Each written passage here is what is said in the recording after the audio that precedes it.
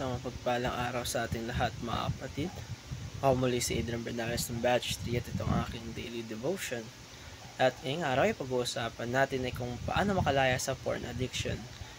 At ang ating Bible verse ay mula sa 1 Corinthians chapter 6 verse 18.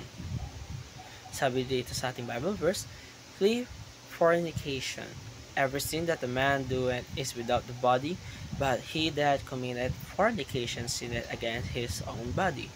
Kaya mga kapatid, alam natin na ang sex ay regalo mula sa Diyos. It's a gift designed to be enjoyed in the context of marriage, sa covenant na tinakda.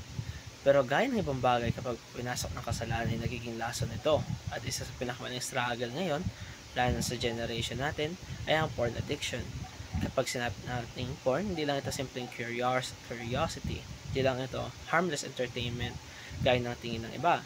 Ang totoo dito ay isa itong addiction na sumisira ng isip, ng puso at ng ating katawan. Ang kalaban ay gustong ikulong tayo dito na para hindi natin ma-enjoy ang tunay na intimacy na binibigay ng Diyos. Kapatid, unang-unay, porn corrupts the mind.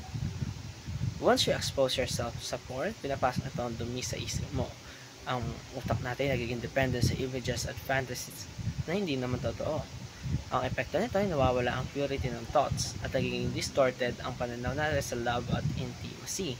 Hindi siya tumutugma sa design ng Diyos. Kaya mahalaga, dabantayan natin ang ating mata at isip kasi dito nagsisimula ang lahat. Kalawa, porn enslaves the heart.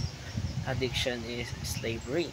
Sabi nga sa Bible, whatever overcomes a person, to that he is enslaved. Kapag ang puso natin ay nakatali sa porn, nawawala ang freedom natin to love God and love others purely. Papalitan nito ng lust, guilt, at shame. Imbes na pusong malaya ay nagiging pusong bihag. Pero tandaan natin na only Christ can set the heart free. Sa Kanya may tunay na kalayaan at kapatawaran. At panghuli, porn destroys the body, kagaya ng sinasabi sa 1 Corinthians chapter 6 verse 18, "He that committed fornication sinned against his own body." Pagpatuloy tayong bumibigay sa sexual sin, we dishonor our own bodies. Hindi lang ito about sa physical health, kundi pati emotional at spiritual health din natin. Instead of honoring God with our body, we use it for sin. Pero tandaan natin na ang katawan natin ay templo ng Holy Spirit. Dapat natin gamitin ito para magbigay luwalhati sa Diyos, hindi para sirain ito. Kaya mga kapatid, ang tunay na kalayaan ay hindi na makuha sa sariling lakas. Kahit ilang beses tayong magtago ay titigil na kung sarili lang natin ang asahan, babagsak at babagsak ulit tayo.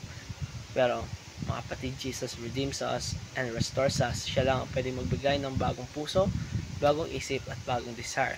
Kung hawak niya ang buhay natin, kaya niya putulin ang tanikala ng addiction. At ito nagtatapos ang aking daily devotion. Maraming salamat sa panonood.